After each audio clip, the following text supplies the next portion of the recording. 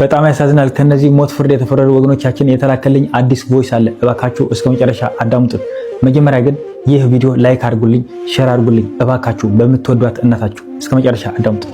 ሰላም ጤና ይስጥልኝ። በውጭ ሀገር የምትኖሩትን በኢትዮጵያ የምትኖሩት ወንድሞቻችን እኛ በከሚስ ምሽት መንጠቃ ሲሪ በሚባል ሳውዲ አረቢያ የሞት ፍርድ ተፈርዶብን የምንኖር ኢትዮጵያዊ ነን። አማራ፣ ትግሬ፣ ኦሮሞ፣ አፋር ከሁሉም ብሔር ነው ያለነው።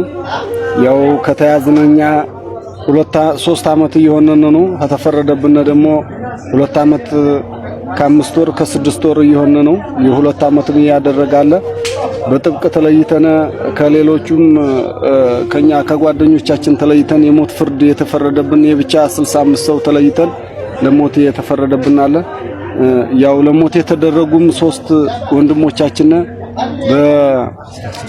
በሚያዝያ 13 ቀን ማክሰኞ ቀን አውጥተው ሰውተዋቸዋል። ሲያወጧቸውም ሲወስዷቸውም ፍርድ ቤት ብለው ነው የጠሯቸው። አውጥተው ከሰው በኋላ ያው ሰውተናቸዋል ለቤተሰብ ተናገሩ ብለው ነው የነገሩና እኔ ያው እኛም በጭንቅና በሲቃይ በመከራ ነው ያለነው።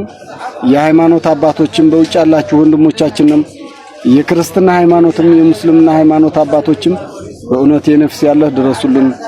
እኛ አሁን ይሄን ስልክ ቪዲዮ አድርገን እንዳንልክ በ200 ሺህ ብር ነው የሚያስገቡት የሳውዲ ብቻ ነው እንጂ ለሀበሻ አቅም የለውም የምንገዛበት። ያዋዝነውና በቃ ተክዘው በእኛ ለቅሶ ስላዘኑ ነው ይሄንን በድብቅ የሰጡንና ይሄ ሪከርዳችን ለሁሉ ቤተሰቦቻችን ለሁሉ አባቶቻችን ድረስ እስካሁን ድረስ ያላሰማነው ቤተሰብ ያዝናን ቤተሰብ ይቸገራን ከጊዜ ወደ ጊዜ ይራራሉ እያልን ነበር። አሁን ግን ጨክነው እያወጡ መቁረጥ ጀምረዋል። አሁንም ያው እኛን ተዘጋጁ ብለውና በዝግጅነት ነው ያለነው። በቃ የሃይማኖት አባቶችም በውጭ ሀገር ያላችሁ በኢትዮጵያ ያላችሁም የኢትዮጵያ መንግስትም በቃ ለኢትዮጵያ መንግስትም ይሄንን ነገር አድርሱልና እንደዚህ ያልና ዜጎቹ የኢትዮጵያ ዜጎች በግፍ እየታረዱ ነው ያለነው።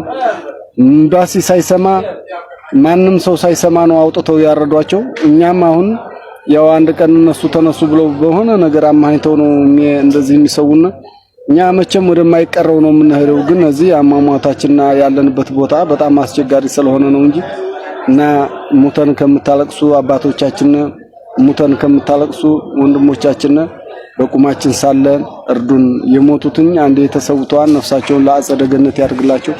እኛም ያው እንግዲህ ተዘጋጅተን ነው ያለነው። እንግዲህ እናንተ ሰምታችሁትኝ እናንተ አስተያየት ሁሉን ነገር ሰጥታችሁትኝ ከዛም በኋላ የፈለገ ነገር ይሁን ፈጣሪ የመጣ መቼም አይመለስም።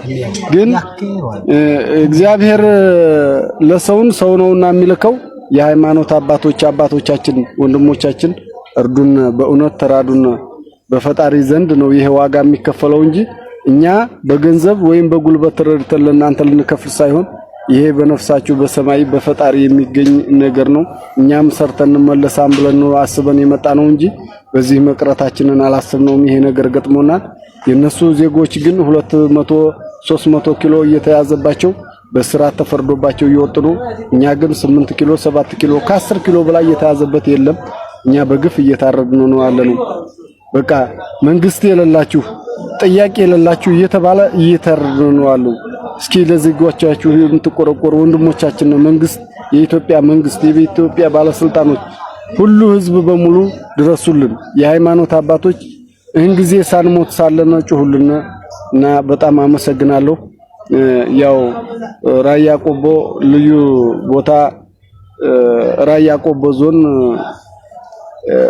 ወረዳ 010 ቀበሌ ወረዳ ራያ ቆቦ ቀበሌ 010 ዞብል የሚባል አካባቢ ነው። እኔ ተወልጄ ያደኩት የራያ ቆቦ ልጅ ነኝ እና የነፍስ ያለ ድረሱልን። እንግዲህ ያው ይሄንን ሪከርዳችን እናንተ አሁን እየጮሃችሁት ያላችሁ ጩኸት በጣም አሪፍ ነው።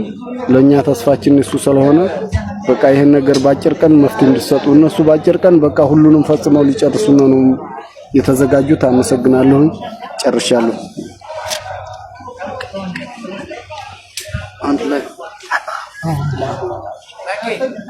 Hello, assalamu alaikum warahmatullahi wabarakatuh. Ummata keenya akkamiin nagaa fayyaadha.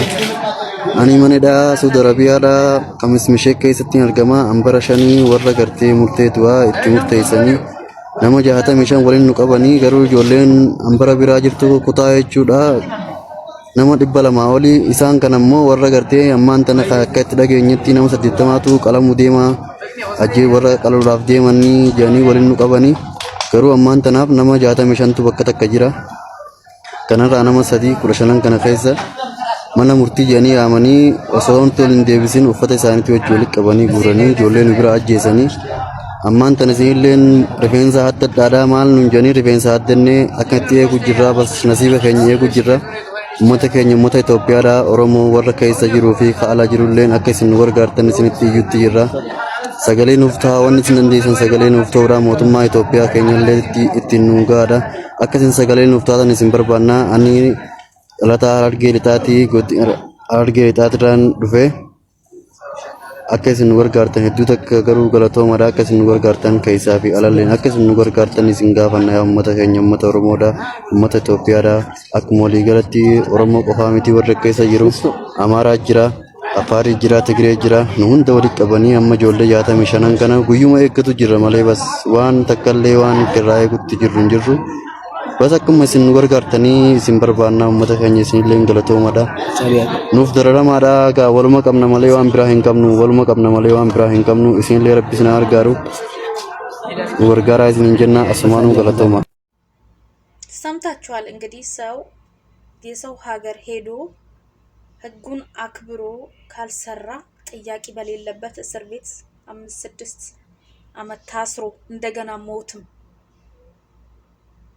እናት መጽናናቱን ይስጣት እናታቸው ካለች ከሌለች እድለኛ ነች እውነት ለመናገር ከሌለች ይሻላል ወላሂ ነገ ዛሬ ይመጣል እያለች ደጅ ደጁን እያየች ልጇ እንግዲህ ይህን ዜና ስትሰማ ይለወጣል የኔንም የራሱንም ህይወት ይለውጣል ብላ የላከችው ልጇ እንግዲህ አብዛኛዎቻቸው መፍረድ ከባድ ነው መፍረድ ፈልጌ አይደለም ግን አብዛኛዎቻቸው ይሄ የአረቄ ስራ ሲሰሩ የተያዙ ናቸው አሉ አረቄ ይሰራሉ እዚህ ሀገር ጫትም ደግሞ አሁን ስንት ኢትዮጵያ ባለፈው ደግሞ ሁለቱ ጫት ስራ ስለሌለ ጫት ከድንበር ከየመን ወደ ሳውዲ ያስገቡ ነበር የማንን ዜጋ እኮ አይዳፈርም የኛ ዜጋ ግን ብር አለበት ከተባለ ድፍረት በጣም አለንኛ ኢትዮጵያውያን እንግዲህ ጫት ያሳለፉ ናቸው حرام መሆኑን ክልክል መሆኑን ራሱ አናቅማሉ ግን ደግሞ አለማወቅ ከተጠያቂነት አያድንም አስገደላቸው ሁለቱ ኢትዮጵያውያን ጫት ነው አሉ እና ክልክል ይሁን አይሁን የሚያውቁት ነገር የለም አሉ እንደው ሳውዲ መጀመሪያቸው ምናምን ነው መሰለኝ በድንበር ነው የገቡት በጣም ነው ልብ የሚሰብረው ወላሂ በጣም ታውቃላችሁ የሰው ሀገር ሰው ማለት እዚህ ሀገር ስንኖር ብዙ ነገር አጥተን ነው የምንኖረው የሰራንበትን እንደዚህ የለፋንበትን ሳንበላው ሳንጠጣው ድካማችን ሳናርፍበት የገዛነው ልብስ ሳንለብሰው ሞትን መቀበል መጠባበቅ ማለት በጣም ነው የሚያመው ለቤተሰቦቻቸው መጽናናትን ይስጣቸው እንግዲህ ምንም ማድረግ አይቻልም እና ሌሎቻችሁ ደግሞ ጥንቃቄ አድርጉ አትዳፈሩ ምንድነው እዚህ ሀገር የሚከለከለው የሚፈቀደው ሚለውን ነገር ህግና ደንቦቹን ደግሞ ስሰሙ እንደቀላል ነገር አትለፉ ህጉን ለመተግበር በጣም ሞክሩ ማለት ነው ማንንም ሊደርስላቸው አይችልም ለስሙ ነው እንጂ አሁን ይሄ እንደዚህ እንለው የትኛው መንግስት ጣልቃ ገብቶ ሀገሩ ላይ ከተፈቀደ ነገር ውጪ ያደረጉ ዜጎቹ ሊከላከል አይችልም ብዙዎቹ ሞተዋል እነዚህ ሞታቸውን ይጠብቁ እንጂ ህግ ለነሱ ተብሎ የሚሻር ነገር የለም በእውነት በጣም ነው ልብ የሚሰብረው ወንድሞቻችን እህቶቻችን ተጠንቀቁ ፕሊዝ ይሄ የአረቄ ስራ እናንተ የምትሉት የውሃ ስራ ነው የሚሉት እና ምንም አክል ብር ቢገኝበት አንድ ቀን ሟች እንደምትሆኑ ደግሞ አትጠራጠሩና ለቤተሰቦቻችሁ ፕሊዝ እናት እኮ ልጇ ማለት ነው ምንም ለማኝም ሆኖ እብድም ሆኖ በህይወት ሲኖር በጣም ደስተኛ ትሆናለች እናት አባት ያላችሁ ሰዎች ይሄን ነገር አትዳፈሩ እንዴ ትንሽ በልቶ መኖር ይቻላል ድህነት ደግሞ በሌላም ነገር ሊያልፍልን ይችላል እንደዚህ አይነት ህይወትን አደጋ ላይ የሚጥል ነገር ሰርቶ ብቻ አይደለም ህይወት የሚቀየረው